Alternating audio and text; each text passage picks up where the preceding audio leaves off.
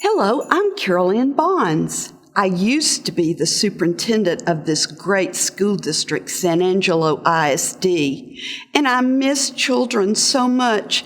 So I'm here today to read you one of my favorite Christmas books. And the name of it is Merry Christmas, Splat. Splat's the name of a little critter we're going to learn about. And it's written by Rob Scotton. And we are very grateful to Scholastic Books for allowing us to use this book today. Okay, I'm ready. Merry Christmas, Splat. Maybe if you look on the picture, you can see what kind of animal is Splat. Okay, see if you're right. Got to put my glasses on because I'm getting old.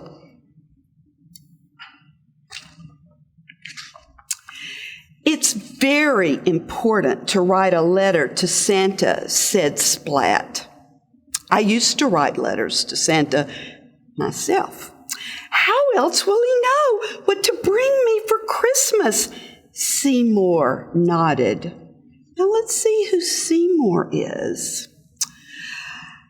Splat's pencil scratched across the page until finished, he exclaimed, and proudly showed off his letter. Seymour was impressed. Splat's little sister wasn't. Now, who is Seymour? Seymour, did you see in the picture? It's a little mouse. Okay, we know that Splat has a little sister, and some of you do too. Only good cats get really big presents from Santa, she said. Are you sure you've been good? Of course, said Splat. She gave a look that only little sisters can give. Really? She says. Splat stuck his nose in the air and marched out of the kitchen. I have been good. But Seymour only nodded. In fact, Splat said, I've been very good. This time Seymour shrugged, and Splat had an awful thought that made his tail quiver and twitch. Wonder what his thought was. Maybe I haven't been good, he's thinking. That's exactly what he was thinking. Splat tried hard to remember. I know I've been good, but just in case. Mom, Splat cried.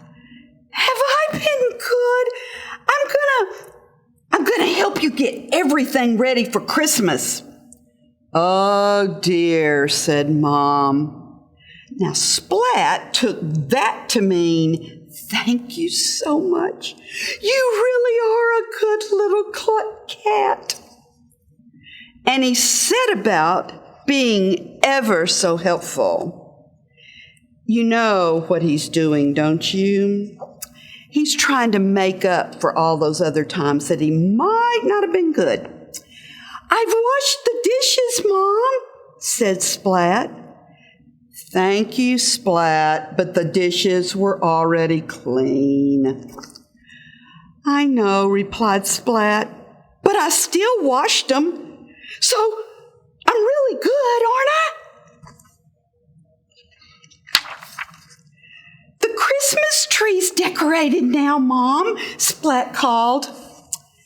I thought it was already decorated. And look, now he's decorated so much that it's almost falling over. But he's trying so hard to be good. I'm going to clear the snow from the path, Mom, said Splat. Wait, Mom said. And when Splat opens the door, there's so much snow piled against the door that when he opens it, it covers him, even inside the front door.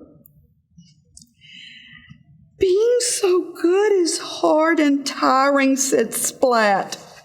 It certainly is, said Mom. I think I'll go to bed now, Splat announced. That's a really good idea, Splat, said Mom. Splat snuggled under the covers and closed his eyes, but his eyes wouldn't stay closed. Maybe I'd better wait up for Santa and just tell him how good I've been, thought Splat, just in case he doesn't remember. So Splat took his flashlight from the drawer and waited. All was quiet until clip-clop, clip-clop. I think that might be Santa's reindeer on the roof. But the clip-clop slowly was really tick-tock, tick-tock. It was only his clock. He was just wishing.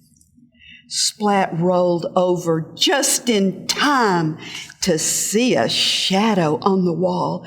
That must be Santa, he says. Santa, Splat called out. Who do you think it was? It was a shadow. Who could it be besides Santa? It was only Seymour, the little mouse, but in the shadow he looked so big. Splat huffed and plumped up his pillow, and he waited, and he waited. Santa has to come soon. I just know it, said Splat. But the rest of the night passed so silently and slowly and peacefully, not even a whisper. But look who came. Can you see him? And can you see him going back up the chimney? Aha! I guess Splat slept through it. Christmas morning shone through Splat's bedroom window, but he was not the least excited. His little sister came in to wake him up. I guess I haven't been good after all, said Splat. I told you so, said his little sister. But you can play with my present, my stuffed kitty, if you like. Doesn't that sound like little sisters? Thanks, said Splat with his little voice, his disappointed voice. Splat's little sister led him down the stairs. It was just too quiet. There were no presents under the tree. What had happened? And his family was nowhere. I guess it's because I haven't been good enough, said Splat, that Santa hadn't even visited any of us, he said when he looked around. It's all my fault. But then Splat's family leaps from behind the sofa. Merry Christmas! Merry Christmas! And they were holding a really big present just for Splat. It's the best Christmas ever, said Splat. And you know what? Splat taught me a lesson. He taught me that I need to try to be good all the time and do good for other people, not just at Christmas. Thank you for listening, and keep reading San Angelo.